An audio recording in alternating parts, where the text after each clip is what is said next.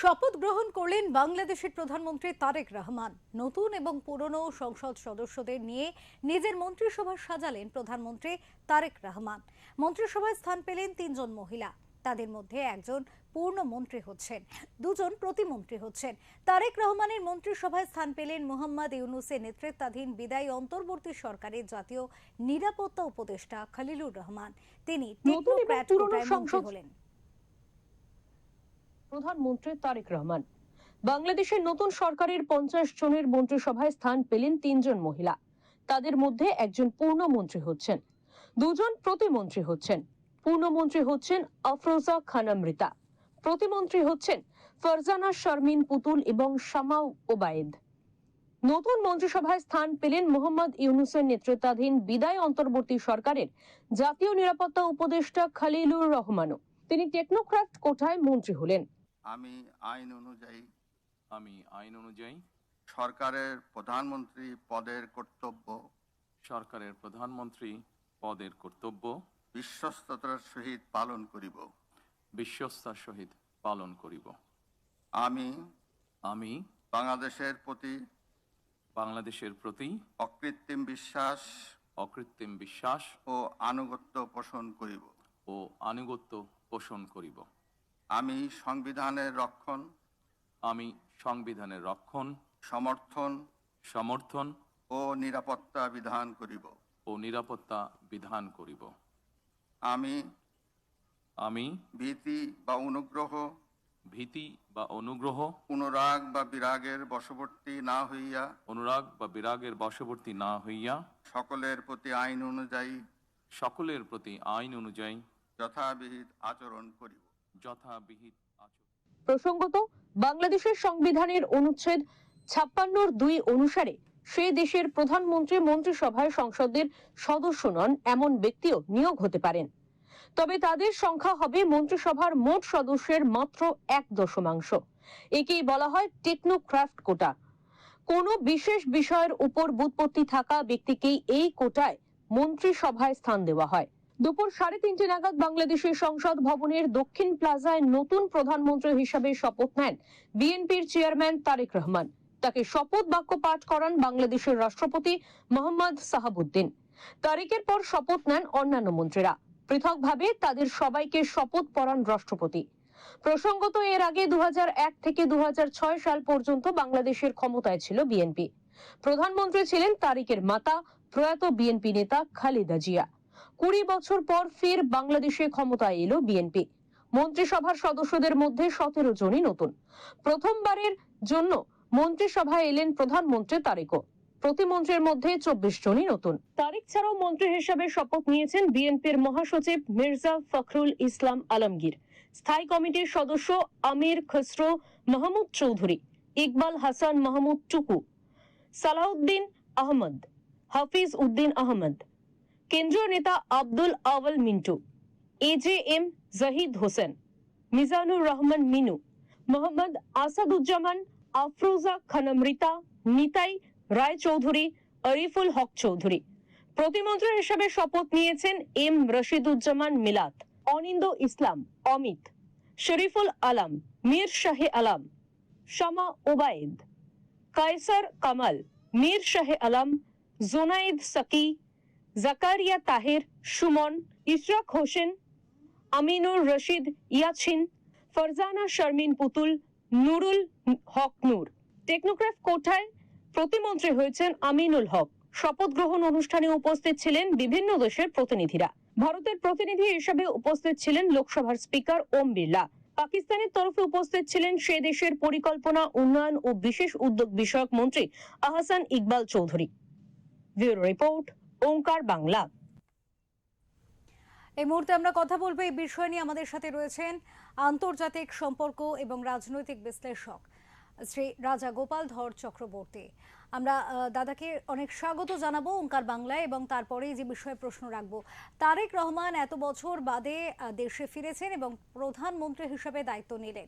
এরপরে স্বাভাবিকভাবেই কি ভারতের সাথে সম্পর্ক নিয়ে প্রশ্ন করলে কোথাও গিয়ে যে গুরুত্বপূর্ণ বিষয়গুলি রয়েছে তাতে দুই দেশের কূটনৈতিক এবং বৈদেশিক সম্পর্ক কি অনেকটা স্থিতিশীল হতে পারে, কি আশা রাখবো? হ্যাঁ, দেখুন, এতকাল যেটা ছিল সেটা হচ্ছে যে একটা একটা মানে মানে আন্দোলনের সময় এবং বাংলাদেশের উপদেষ্টা সরকার যারা অনেকটা ইন্ধন দিয়েছে একটা মৌলবাদী আন্দোলনকে এবং তার পরবর্তী এমন একটা পরিবেশ সৃষ্টি করতে, তাতে করে ভারত বিদ্বেষ তৈরি হয়। কিন্তু তারা মনে করতে তাদের কোনো দায় নেই, কিন্তু নির্বাচনে যারা জিতেছেন তাদের একটা দায় আছে, মানুষ তাদের ভোট দিয়েছে 5 বছরের জন্য। এই অবস্থায় তাদেরকে কিছু কাজ করে দেখাতে হবে এবং দেশের যাতে শান্তি শৃঙ্খলা এবং প্রতিদিনের জীবন যাতে সঠিকভাবে চলে সেটা তাদের দেখার দায়িত্ব। এবং প্রতিদিনের জীবন চালাতে গেলে ভারতের সঙ্গে তাদের সম্পর্কটা সবচেয়ে বেশি মানে সঠিক রাখাই এক প্রয়োজন। তাদের তো দুটো দেশের সঙ্গে একটা ল্যান্ডলক কান্ট্রি, যদি চট্টগ্রামে তাদের বন্দর আছে, তো ভারতের সঙ্গে 4000 কিলোমিটার তাদের সীমানা, বাংলাদেশে মিয়ানমারের সঙ্গে অল্প কিছু আছে। যাই হোক, এই তাদের জীবনযাত্রার প্রতিটি জিনিসপত্রই আসে ভারত থেকে। কিন্তু তারা ইদানিংকালে মনে করছে অস্ত্রশস্ত্র এবং তাদের যে অর্থনৈতিক অবকাঠামো বা ইনফ্রাস্ট্রাকচার ইত্যাদি তৈরি করার জন্য চীনের সমর্থন তারা চাইছে।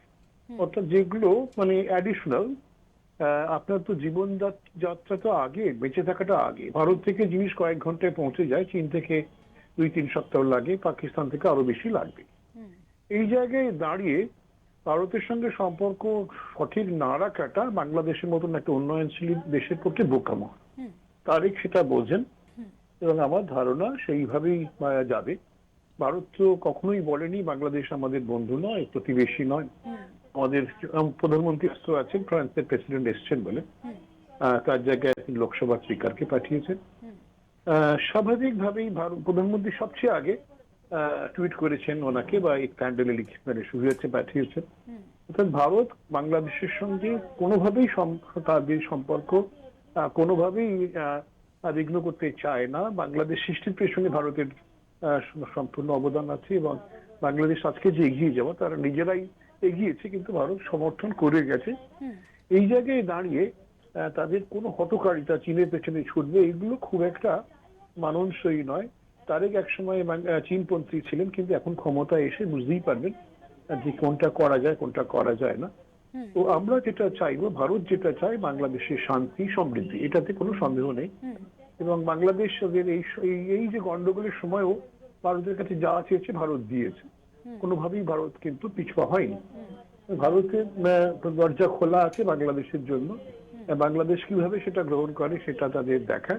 এবং আমার ধারণা বাংলাদেশের এই মুহূর্তে সমস্যা ভারত হবে না, মানে তারেকের সমস্যা ভারত হবে না, তারেকের সমস্যা হবে বাংলাদেশের ভেতরে যারা বিরোধী দল, জামাত যেভাবে সমর্থন পেয়েছে, প্রায় 32% ভোট পেয়েছে, তাদের যে 11টি দল ঐক্য জোট আছে এবং তারা সীমান্তবর্তী অঞ্চলে জিতেছে।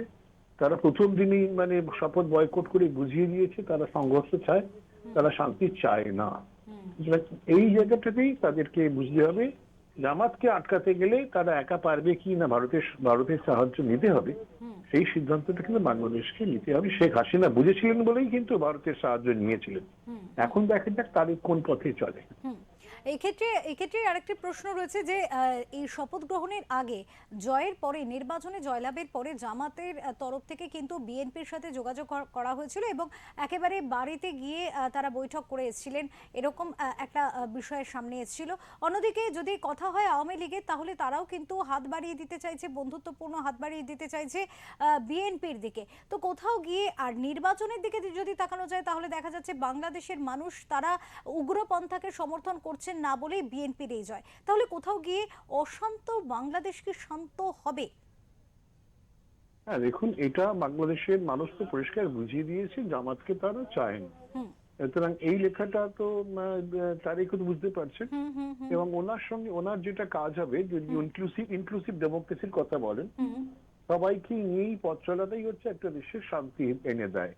আপনি যদি কারোকে জোর করে বলেন তুমি হ্যাঁ দেশের যোগ্য নাও, তাহলে কিন্তু একটা বিপদ আসে। একদম। এই জায়গায় দাঁড়িয়ে যদি উনি আওয়ামী লীগের একটা অবস্থান রাখেন, আওয়ামী লীগ রাজনীতি করতে পারবে, এই যে ব্যান্ডটা আছে সেটা যদি উঠে যায় তাহলে কিন্তু ইনক্লুসিভ হবে। সেটা তারপরে শেখ হাসিনার পরবর্তী আওয়ামী লীগ কিভাবে চলবে সেটা ভবিষ্যতেই বলবে।